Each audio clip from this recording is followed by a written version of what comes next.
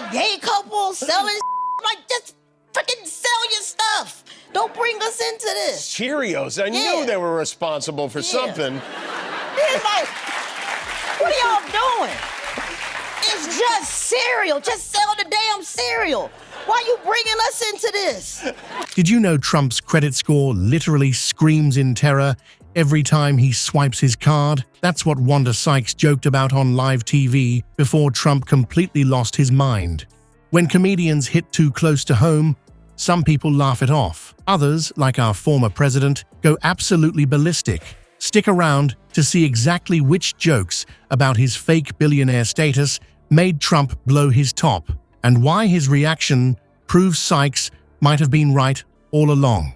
Before we move on, I'd like to ask you a small favor. If you appreciate this content, please take a second to like this video and subscribe to the channel. Over 98% of you watch the videos without subscribing. It costs you nothing, but it makes a huge difference to us. So, did you click the subscribe button? Great, thank you so much. Now, back to the video. I think they call that 0 for 3. Yeah, yes, right, exactly. Why do you, what's your opinion of why it went this way? Why Americans voted the way we did? Sometimes America is just gonna America. Like Cheerio commercials and showing all those interracial couples. You scared the out of white people. Ever wonder what happens when a comedian hits a billionaire's most sensitive spots? Wanda Sykes didn't just poke the bear, she gave it a full comedy colonoscopy. When Sykes took the stage on Jimmy Kimmel, she came armed with a comedy arsenal aimed straight at Trump's most vulnerable point: his wallet. We all know politicians usually laugh off jokes about themselves. It's part of the public figure playbook. But Trump, he's got thinner skin than a peeled grape when it comes to his money. Mention that his gold might actually be spray paint, and suddenly he's typing angry all-caps tweets faster than you can say, "not actually a billionaire." What it is, and you know, I know it's like, well, white women didn't vote for him. I mean, didn't vote for her. So why is white women, the majority of white women, not voting for another woman? I'm like, y'all need to watch more Bravo. But I mean, you know, the finger pointing and all, that's not really helping. Yeah, what is the point of that? Yeah, it's like, oh, it's your fault. It's your fault. It's you know, it just happened. What made Sykes's takedown so brutal wasn't just that she questioned his wealth. She dismantled his entire financial identity with surgical precision. During her appearance, she unleashed a barrage of financial reality checks that left Trump's ego in intensive care. This man's credit score probably screams in terror every time he tries to swipe a card, Sykes quipped, painting a picture that's both hilarious and oddly believable. Just imagine a little credit score guy running around in panic mode. Jimmy, I'm a black woman and a lesbian. How the hell you think I'm doing? And it's like, okay, so you're focusing on that, on sex change. Are you enjoying the Trump trial? I am enjoying the Trump trial. I really, he's passing gas and everything. So I like that I'm watching it from home. Yeah. You know, I don't think I want to. I blame Donald Trump. Of course I do. He's made everybody. Every time Trump reaches for his wallet, that's the kind of visual that sticks with you. And apparently stuck with Trump too, since reports suggest this particular joke sent him spiraling. But Sykes was just warming up. She took aim at his multiple business failures, comparing Trump's approach to bankruptcy to collecting frequent flyer miles. Instead of getting embarrassed about financial disasters that would humble normal humans, Trump treats bankruptcy filings like achievements to be displayed proudly on a resume.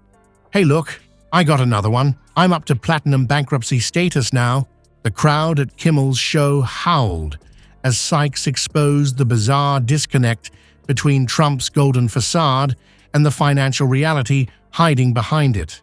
A man born with a silver spoon who somehow convinced working-class Americans he understands their struggles. The irony wasn't lost on Sykes, who delivered perhaps her most devastating line about his supposed negotiation prowess. His best negotiation skill is somehow convincing working-class people that a gold-plated toilet enthusiast understands their struggles. she said, highlighting the absurdity of a man who literally sits on gold, claiming to represent blue-collar America. The line perfectly encapsulates the contradiction that is Trump, a man whose bathroom fixtures probably cost more than what many Americans make in a year, yet somehow positioned himself as their champion. What's particularly telling is how deeply these jokes seem to have affected Trump. While most public figures develop thick skin and learn to laugh at themselves, Trump's rage reaction reveals just how vulnerable he feels about his financial image. The carefully crafted myth of the self-made billionaire business genius is central to his identity, and Sykes took a wrecking ball to it.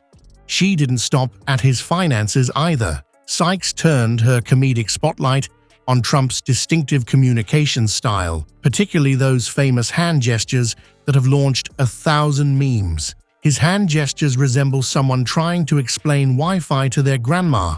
Random, exaggerated, and ultimately making no sense, Sykes observed, capturing the chaotic energy of Trump's speaking style in one perfect comparison.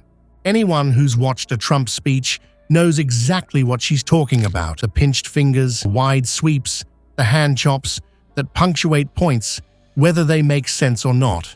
It's like watching an orchestra conductor who's lost the music but decided to keep going anyway.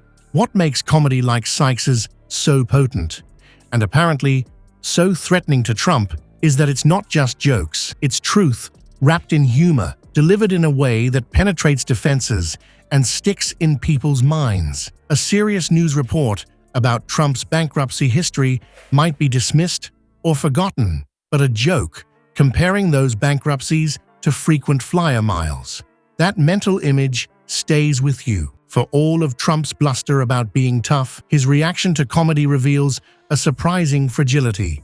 Behind the gold-plated confidence seems to be a man desperately concerned with how others perceive him, especially when it comes to his wealth and success. When Sykes pulled back the curtain to reveal the man behind the billionaire myth, she didn't just land some laughs, she struck at the very foundation of Trump's carefully constructed public persona.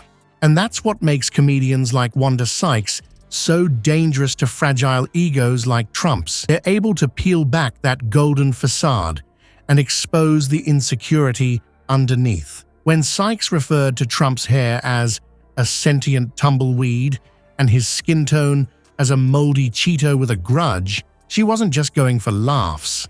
As Sykes herself pointed out, comedy can actually hit harder than serious journalism because jokes stick with people in ways that boring old facts never will.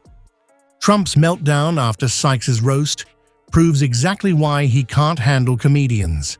They package uncomfortable truths in punchlines that everyone remembers. While journalists might write 1,000-word articles about Trump's insecurities, Sykes can demolish his carefully constructed image with a single zinger that people will quote for weeks. Poor orange turd just can't handle the truth when it comes with a laugh track.